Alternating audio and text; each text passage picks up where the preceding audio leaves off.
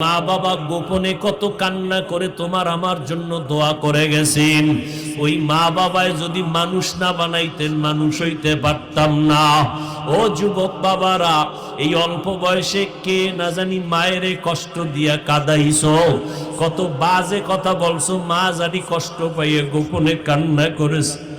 একজন আল্লাহর বান্দি স্বামীর সাথে রাতের বেলা বিছানায় শুয়া শুয়া কাঁদতেছে। স্বামী বলে, বিবি কেন কাঁদো? বলে, আমার মনে কষ্ট। কি কষ্ট? বলে, একটা সপ্তাহ হয়ে গেল আমার সন্তান আমাকে মা বলিয়া ডাক দেয় না।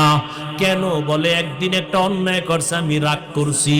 সন্তান ওই রাগে অভিমান কইরা এখন আর আমারে ডাকে না।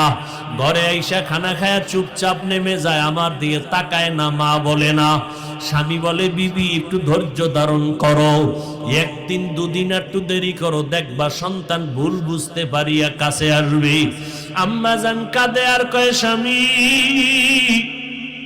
বুঝাইতে পারি না, আমি যতই ঘুমানোর চেষ্টা করি আমার ঘুম আসে না।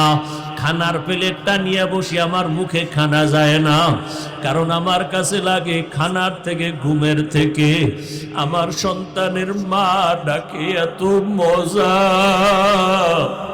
ও যখন আমাকে একবার আম্মু বলিয়া ডাক দেয়, আমার কলিজা ঠান্ডা হইয়া যায়। ও যুবক, ওই মাকে জানি কারা কাঁদাইছো, বাসায় যাইয়া মাকে ডাক দিয়া ক্ষমা চাইয়া নিও।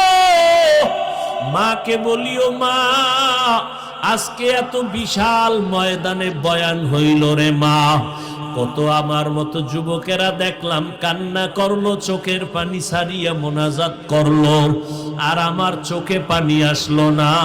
মা মনে হয় জানো গুনার কারণে আল্লাহ বেজার হয়ে গেছি। মা তুমি যদি একটু মাথায় হাত দিয়া দোয়া করিয়া দেও, আল্লাহ হয়তো রহমতের দরজা খুলিয়া দিবে। ও এতিম বাবারা, আমার মায়ার নবী